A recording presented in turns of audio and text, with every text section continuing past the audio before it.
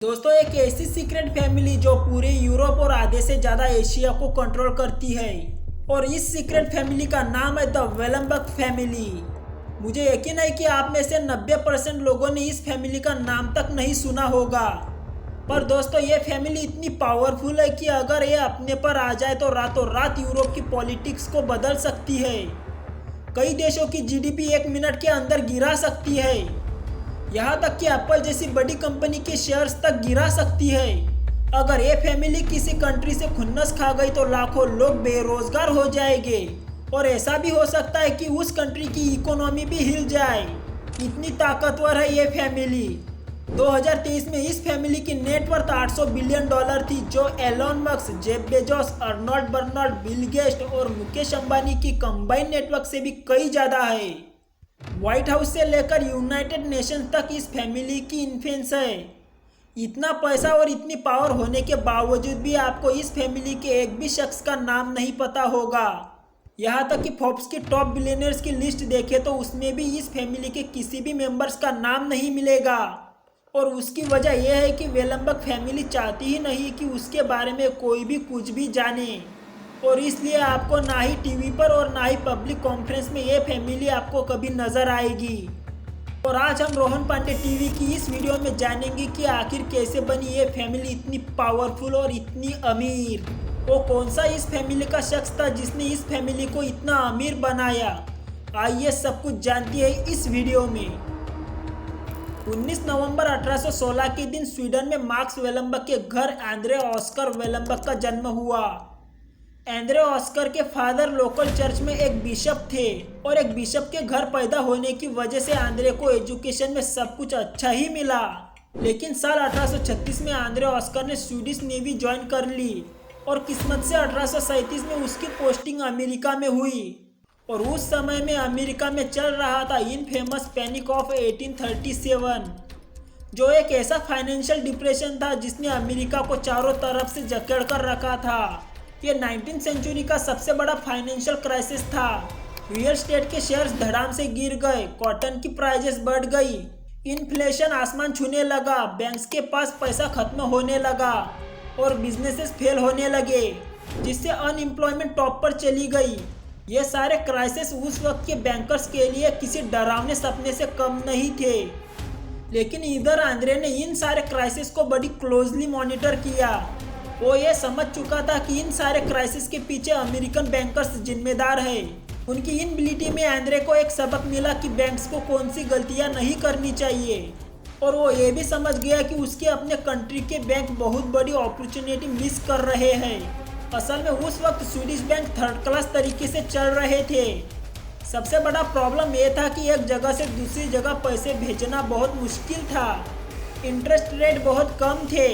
इनमें सबसे बढ़कर स्वीडिश बैंक किसी भी कंपनी को लोन नहीं देते थे।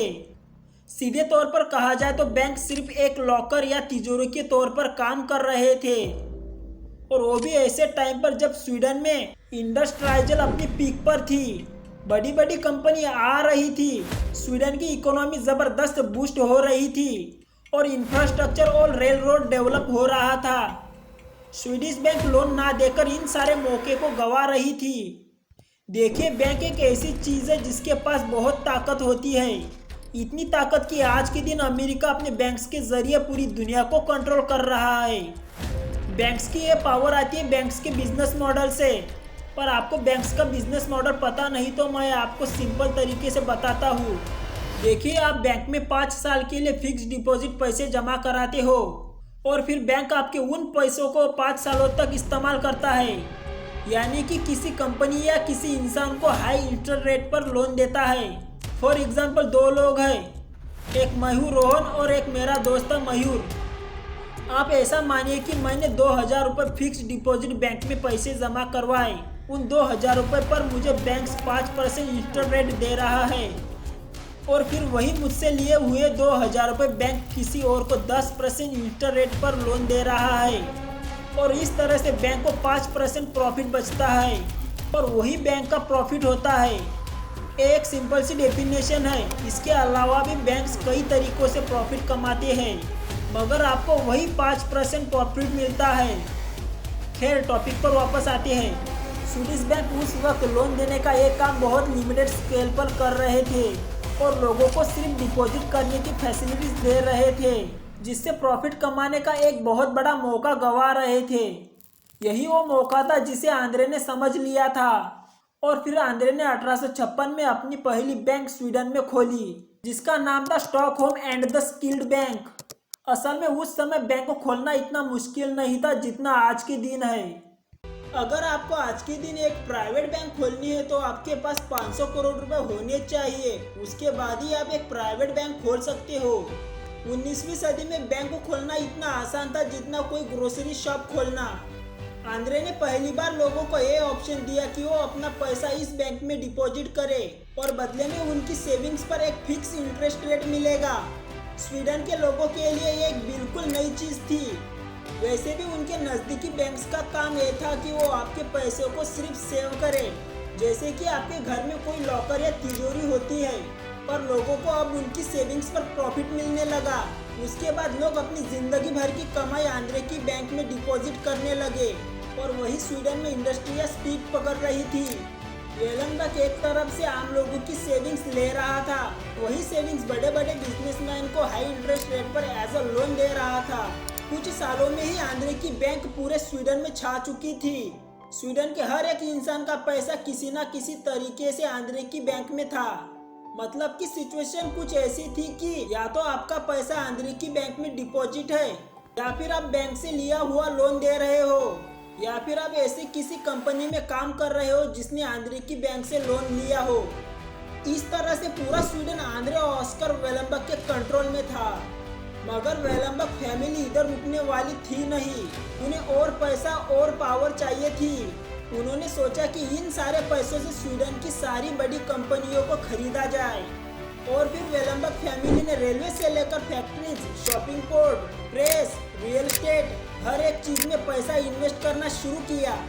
स्वीडन में शायद ही कोई कंपनी हो जिसमें वेलनबर्ग के स्टेक्स ना हो। स्वीडन की सारी इकोनॉमी, सारे लोग सिर्फ एक ही फैमिली के कंट्रोल में थे। अब ये कंट्रोल यूरोप से निकलकर पूरी दुनिया में फैलने वाला था। अगले 40 साल पूरी दुनिया में इसी फैमिली का सिक्का चलता रहा और फिर 1 सितंबर 1939 में वर्ल्ड वॉर 2 शुरू हुआ। वर्ल्ड वॉर 2 दो ग्रुपों के बीच लड़ाई थी। एक ग्रुप अलायंस कहलाता था और उसमें सोवियत यूनियन, ब्रिटेन, अमेरिका और फ्रांस जैसे कंट्रीज शामिल थे और दूसरी तरफ एक्सेस ग्रुप था जिसमें जर्मनी, इटली और जापान थे। इन दोनों ग्रुप के लोग एक दूसरे के जानी दुश्मन थे। उन्हें ऐसा ब्रेन वॉश किया गया था कि कोई भी ग्रुप दूसरे ग्रुप को तबाह किए बगैर उनसे बात करने के लिए तैयार नहीं था। दोनों ग्रुप के लाखों लोग मारे जा रहे थे और दूसरी तरफ वेलनबर्ग फैमिली ये सोच रही थी कि उन्हें किस ग्रुप से ज्यादा फायदा होगा।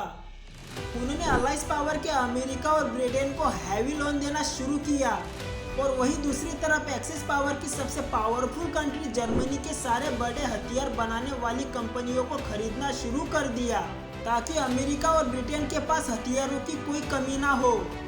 एक बात हमेशा याद रखिए कि बिजनेसमैन कभी घाटे का सौदा नहीं करता और वॉर सबसे बड़ा बिजनेस है। वॉर एक इंडस्ट्री है और उसको चलाने वाले कभी नहीं चाहेगी कि दुनिया में शांति रहे। वॉर एक बिलियंस ऑफ डॉलर का गेम है। रशिया यूक्रेन वॉर में बड़े बड़े बिजनेसमैनों ने 227 बिलियन डॉलर की कमाई की थी। अगर आपको ऐसा लगता है कि इंडिया पाकिस्तान में तनाव, रिलीजन, ये आइडियोलॉजिकल डिफरेंस की वजह से है तो आपकी ये एक बहुत बड़ी भूल है।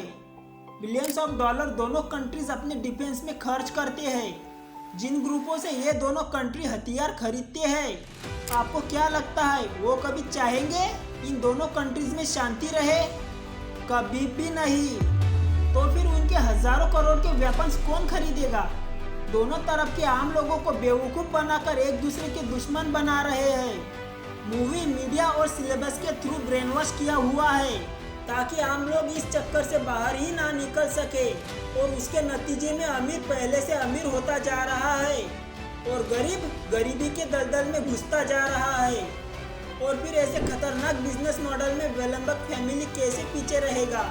वेलनबर्ग फैमिली ने इन तीनों कंट्रीज से एक सीक्रेट साइन करी थी कि जब वर्ल्ड वॉर 2 खत्म हो जाएगा तो Germany Stockholm and the skilled bank को जर्मनी में फ्री में अपने ब्रांच खोलने देगा। और ऐसा ही सौदा वेलनबर्ग फैमिली ने अमेरिका और ब्रिटेन के साथ किया था और ऐसा गेम ये फैमिली कई सालों से खेले जा रहा है।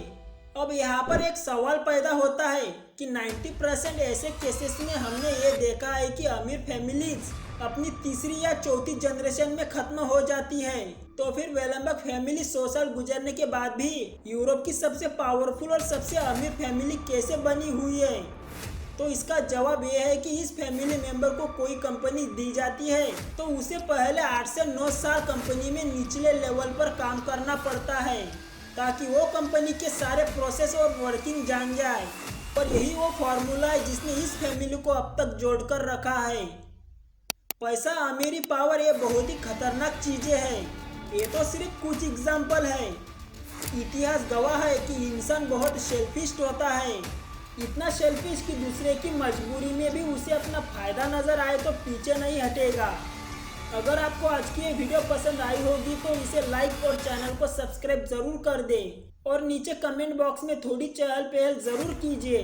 बहुत बहुत धन्यवाद।